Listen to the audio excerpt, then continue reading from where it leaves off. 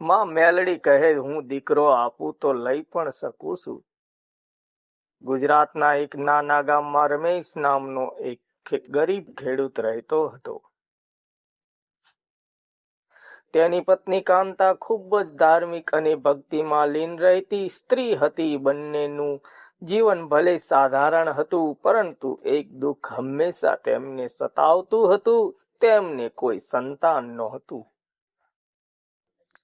કાંતા રોજ માં મેલડીના મંદિરે જઈને પ્રાર્થના કરતી, હે માં મેલડી, મને એક દીકરો આપજો. હું આખી જિંદગી તમારું નામ જપતી રહીશ.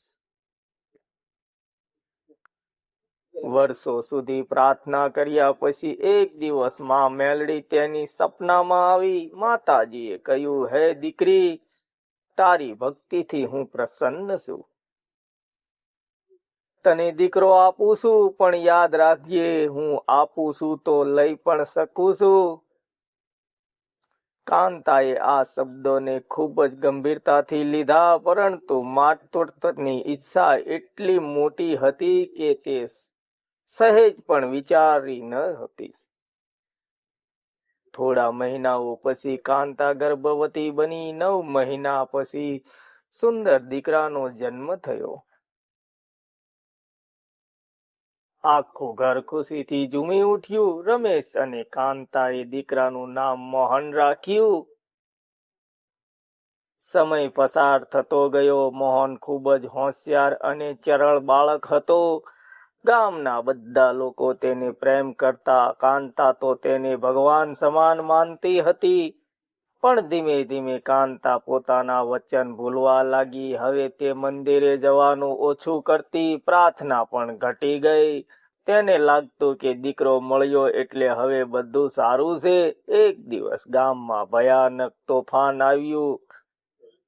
વીજળી કડકતી, વરસાદ ધોધમાર વરસતો અને એ રાત્રે મોહનને તાવ આવ્યો. કાંતા ખૂબ ગભરાઈ ગઈ. ડોક્ટર બોલાવ્યા, દવા આપી, પણ તાવ ઉતર્યો નહોતો. રાત્રે કાંતા રડતી રડતી સૂઈ ગઈ. સપનામાં ફરી માં મેલડી આવી. માતાજી ગુસ્સામાં બોલ્યા, હે મૂર્ખ માણસ, તું આટલી હદ સુધી જઈ શકે છે? જ્યારે તને જરૂર હતી ત્યારે તું મને યાદ કરતો હતો. હવે તું મને ભૂલી ગયો. કાંતા રડીને બોલી, માતા, મને માફ કરો. હું ભૂલ કરી. મારા દીકરાને બચાવો. માં મેલડી બોલ્યા, યાદ રાખ, હું દીકરો આપું છું તો લઈ પણ શકું છું. તારી પરીક્ષા છે. જો તું સાચી ભક્તિ કરે છે તો તારો દીકરો બચી જશે. સવારે કાંતા ઉઠી અને સીધી મંદિરે દોડી. તેણે માતાજીના ચરણોમાં માથું ઝુકાવ્યું. રડવા લાગી, હે માં, મારી ભૂલ માફ કરો. હું ફરી ક્યારેય તમને ભૂલીશ નહીં. તે દિવસથી કાંતાએ સંપૂર્ણ શ્રદ્ધા અને ભક્તિથી માતાજીની સેવા શરૂ કરી. 3 દિવસ સુધી ઉપવાસ રાખ્યો, ભોજન કર્યા. ચોથા દિવસે અચાનક મોહનનો તાવ ઉતરી ગયો. ડોક્ટર પણ આશ્ચર્યચકિત રહી ગયા. મોહન ધીમે ધીમે સાજો થવા લાગ્યો. કાંતા અને રમેશ બંને સમજી ગયા કે આ માં મેલડીનો ચમત્કાર છે. ત્યારથી તેઓ રોજ મંદિરે જઈને માતાજીનો આભાર માનતા. કાંતાએ ક્યારેય ફરી ભક્તિમાં કમી ન મૂકી. મોહન હવે સંપૂર્ણ રીતે સ્વસ્થ થઈ ગયો હતો. કાંતા અને રમેશ બંનેના જીવનમાં ફરી ખુશીઓ આવી ગઈ. પરંતુ આ વખતે કાંતાએ એક મોટી કસમ ખાધી કે તે ક્યારેય મેલડી માને ભૂલશે નહીં. દરરોજ સવારે કાંતા વહેલી ઉઠતી, ઘરના કામ પૂરા કરીને સીધી મંદિરે જતી. મોહનને પણ તે સાથે લઈ જતી અને બાળપણથી જ માતાજી પ્રત્યે શ્રદ્ધા શીખવતી. વર્ષો પસાર થયા. મોહન હવે મોટો થયો. અભ્યાસમાં તેજસ્વી અને સ્વભાવથી નમ્ર હતો. ગામના લોકો તેને ઉદાહરણ તરીકે જોતા. એક દિવસ મોહન શહેરમાં નોકરી કરવા ગયો. કાંતા થોડી દુઃખી હતી, પરંતુ ગૌરવ પણ હતું.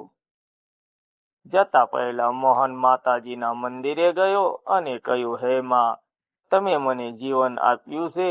હું જ્યાં પણ જાઉં તમારી ભક્તિ ક્યારેય છોડીશ નહીં. શહેરમાં મોહનને સારી નોકરી મળી. ધીમે ધીમે સફળ થવા લાગ્યો. પરંતુ શહેરના જીવનમાં વ્યસ્તતા વધી ગઈ. પહેલા જેવો મંદિર જવાનો સમય મળતો નહોતો.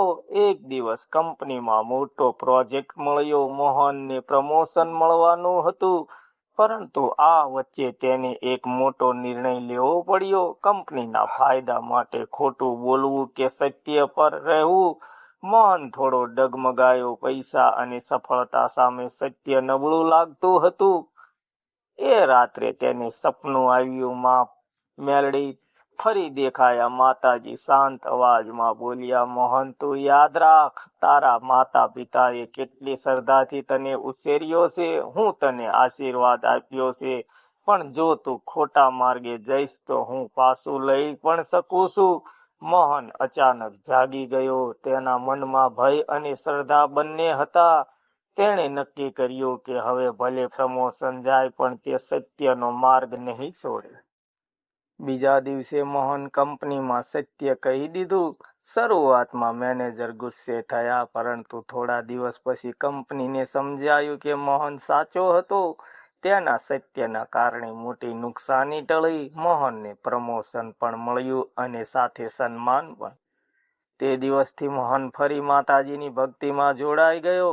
શહેરમાં પણ તે દર અઠવાડિયે મંદિરે જતો અને ગરીબોને મદદ કરતો.